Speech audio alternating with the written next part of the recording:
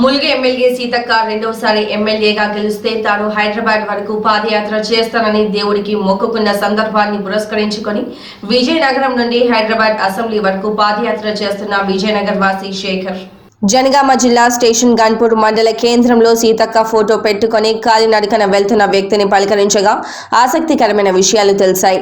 విజయనగరం జిల్లా రాజోలు మండలానికి చెందిన శేఖర్ మాట్లాడుతూ తాను లాక్డౌన్ సమయం నుండి సీతక్క వీడియోలు చూడడం జరుగుతుంది.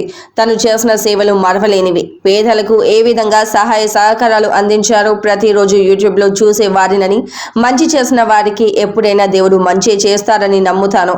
ఈరోజు సీతక్క గెలిచి మంత్రి పదవి రావడానికి కారణం తను పడ్డ శ్రమ అని, దానిని ప్రజలు ఎల్లప్పుడూ గుర్తుంచుకుంటారని అన్నారు. సీతక్క రెండవసారి ఎమ్మెల్యేగా గెలిచి మంత్రి పదవి వస్తే కాలినడకన వెళ్లి సీతక్కని కలుసుకుంటానని తనకు తానుగా ప్రతిజ్ఞ చేసుకుని ఈ రోజు పాదయాత్ర చేస్తున్నానని, భద్రాచలం వద్ద నుండి ఈ రోజు వరకు దరిదాపుగా 240 కిలోమీటర్లకు పైగా నడవడం జరిగిందని అన్నారు.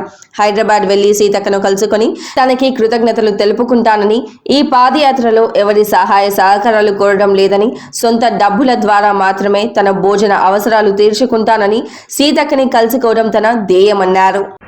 నమస్కారం అన్న, నా పేరు శేఖరు, మాది విజయనగరం జిల్లా రాజమండలం. నేను మన సీతక్క గారు కరోనా టైంలో ఎంతో కష్టపడి పేద ప్రజల ఇంట్లోకి వెళ్ళి వాళ్ళకి ప్రతి ఒక్క ఐటెం ఇచ్చేసి ఈ ఒక కరోనా టైంలో ఎంతో ఆదుకున్నారు. అందుకనే ఫస్ట్ సారి ఎమ్మెల్యే అయ్యారు. పైన పదవి లేదు, అయినా ఎంతో చక్కగా అభివృద్ధి చేసుకున్నారు మేడము. రెండోసారి ఎమ్మెల్యే అయితే నేను పాదయాత్ర చేస్తాను అనుకుని వచ్చాను. మంత్రి పదవి వచ్చింది, ఎమ్మెల్యేగా గెలిచారు, మంత్రి పదవి వచ్చింది. ఇప్పుడు నేను పాదయాత్ర చేసుకుంటా ఈ మేడం గారికి దగ్గరికి వెళ్తున్నాను. అన్న, సీతక్క గారు ఏ ఎమ్మెల్యే అయినా సరే అన్న ప్రజల్లోకి వెళ్ళి చేస్తే ఏ ఎమ్మెల్యేనా గుర్తిస్తారు. ప్రజల్లోకి వెళ్ళి చేయకపోతే ఎవరైనా ఓడిపోతారు. ఇంకోటి ఏంటంటే అక్క ఎవరైనా సరే ఒక సామాన్యుడు వెళ్ళి ఒక డబ్బింటోడు వెళ్ళి అందరినీ ఒకలాగే చూస్తుంది. ఆ ఒక చూసే విధానంలోనే రెండోసారి ఎమ్మెల్యేగా పార్టీ లేకపోయినా కూడా గెలిపించారు ఆవిడని. ఆవిడ గెలుస్తుందని ఆనందంతో ఇప్పుడు భద్రాచలం నుండి హైదరాబాద్ వరకు పాదయాత్ర చేసుకుంటూ వెళ్తున్నాను.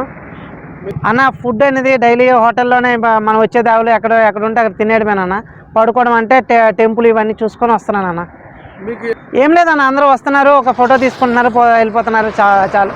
సహాయం అనేది మనం కోరకూడదు. మనం వెళ్తాం అనుకున్నాం కాబట్టి వెళ్ళడం మన బాధ్యత, అంతే. ఇప్పటి వరకు 240 కిలోమీటర్లు వచ్చింది అనుకుంటున్నా.